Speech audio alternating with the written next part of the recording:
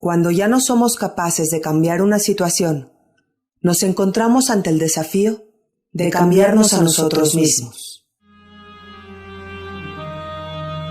Sabias palabras de Viktor Frankl, que nos obligan a reflexionar sobre la responsabilidad de nuestra actitud ante los desafíos. Es cierto que el mundo está lleno de hechos inexplicablemente injustos, pero también es cierto que el sufrimiento es parte esencial de cualquier crecimiento, y que en ese preciso instante en el que experimentamos el máximo dolor, sufrimos una metamorfosis que nos transforma desde el interior.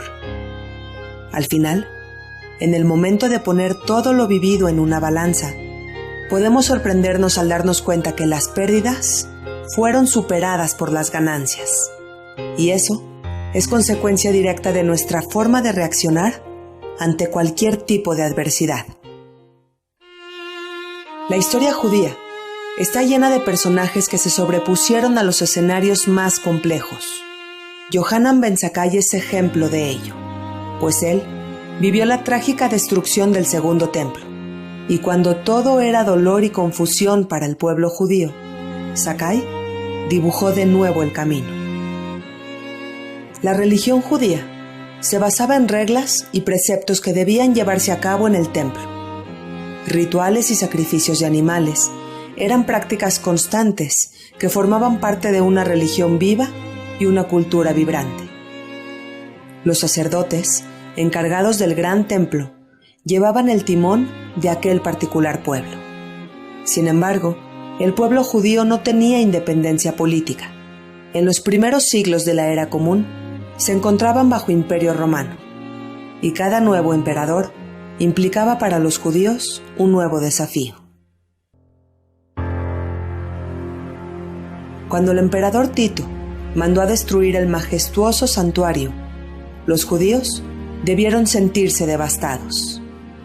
Fueron años cruciales, años en los que la religión judía corrió el riesgo de desintegrarse. Sin embargo, la fe sobrevivió, y para que el judaísmo siguiera siendo practicable, algunas reglas tuvieron que modificarse. Aquellos fieles perdidos no imaginaron que vivían el inicio de un renacido judaísmo, un proceso de prosperidad liderado por Yohanan ben Zakkai. Con el templo reducido a escombros, Yohanan estableció en la ciudad de Yavne un nuevo centro religioso. Aquella academia formó a los escribas más sabios de la época, hombres que con el tiempo se convirtieron en los primeros rabinos, dispuestos a guiar a la comunidad judía cuando ésta se sentía completamente abatida. Los sacerdotes ya no tenían un santuario que cuidar, así que en esos tiempos de turbulencia eran necesarios maestros que se dedicaran a estudiar, a escribir y sobre todo a enseñar. El linaje familiar ya no era trascendental. Cualquier estudioso podía convertirse en un escriba, y fue gracias a este nuevo sistema más abierto que la historia abrió paso a sabios como Rabí Akiva. Se escribieron textos de gran valor histórico, religioso y filosófico.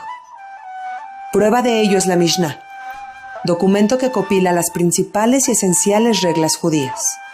Escrita por el rabino Yehuda Anasí, la Mishnah se convirtió en el nuevo instructivo de vida.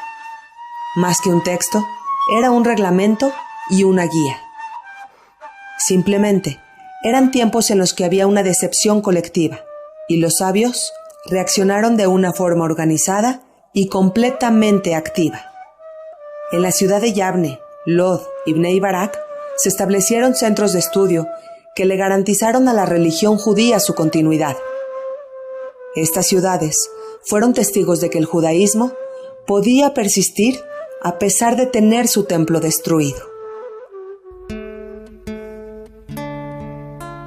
Cuando el templo desapareció, el sacrificio de animales también concluyó, pues estas ofrendas solo se permitían en el sagrado templo.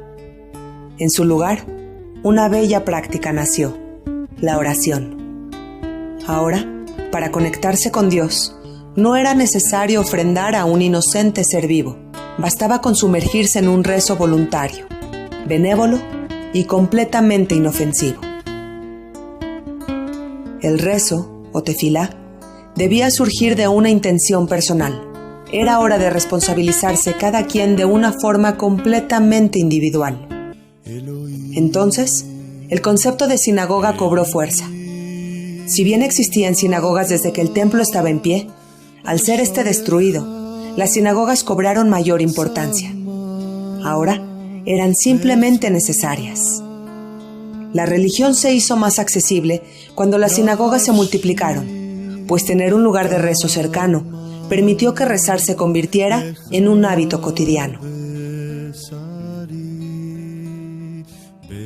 La destrucción del templo es una tragedia que se ha lamentado ya por 2 milenios. Pero a pesar del trágico suceso, el judaísmo sobrevivió, mostrando su belleza y su sabiduría en valiosos documentos. Murieron los sacerdotes, pero surgieron los escribas y los rabinos, que bien supieron dar continuidad a una comunidad. Concluyó el sacrificio de animales, pero surgió la oración como método de conexión con Dios. La sinagoga cobró presencia, y con esto, el judaísmo ganó más fuerza. Las conclusiones pueden ser varias, distintas y muy personales. Lo que es un hecho es que en esta importante etapa de la historia judía, podemos darnos cuenta que esa capacidad para adaptarse a los cambios fue la mejor fórmula para garantizar la continuidad judía.